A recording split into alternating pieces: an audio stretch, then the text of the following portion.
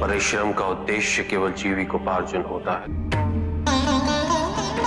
और उसे उसी तक सीमित रहना चाहिए।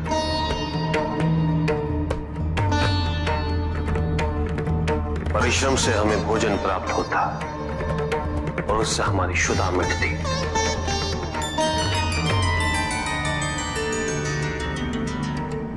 किंतु हमारे जीवन का उद्देश्य केवल अपने पेट की क्षुधा को मिटाना नहीं होता।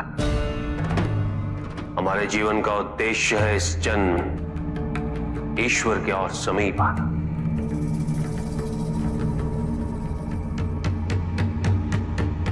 और ये केवल आत्मा के विकास से ही संभव है।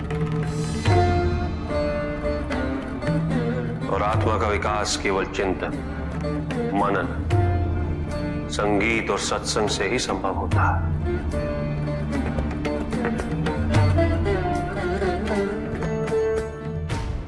आत्मा का यही विकास मनुष्य को उसकी मनुष्यता से उबार कर ईश्वरत्व की ओर ले जाता है।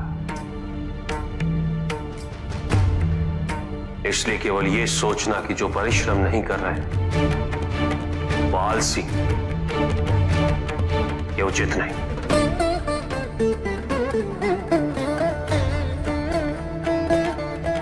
जितना प्रयास शारीरिक परिश्रम हेतु करना पड़ता है, उससे कहीं अधिक प्रयास की आवश्यकता मानसिक व आध्यात्मिक कार्य में होती।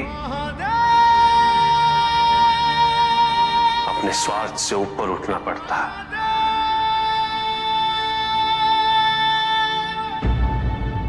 अपने आराध्य में ध्यान केंद्रित करना पड़ता है। समर्पण सरल नहीं है। जीवन के महत्वपूर्ण 4 स्तंभ हैं: धर्म, अर्थ, काम और मोक्ष। चारों की महत्ता एक समान होती है।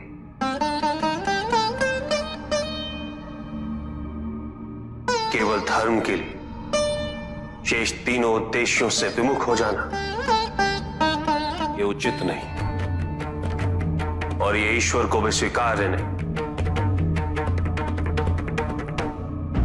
यदि केवल धर्म को महत्ता दी जाए तो संतुलन उत्पन्न होता।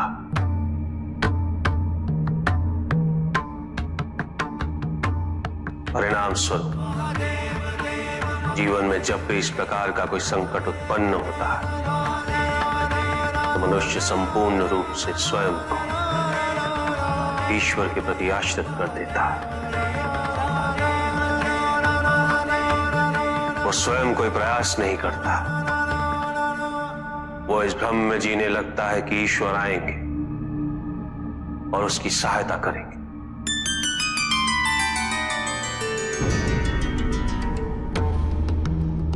किंतु ईश्वर केवल उसी की सहायता करते हैं तो स्वयं अपनी सहायता करने का साहस करे,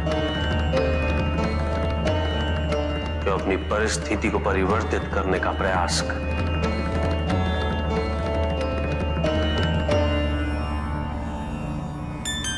अपनी भूल को स्वीकार करने के लिए साहस की आवश्यकता होती है।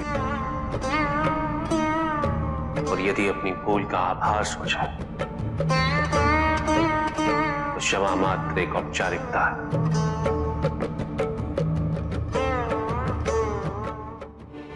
ये क्षेत्र पार्वती के वरदान से बसा है, इसलिए मैं यहां ज्योतिर्लिंग रूप में वास करूंगा, नागेश्वर बनके।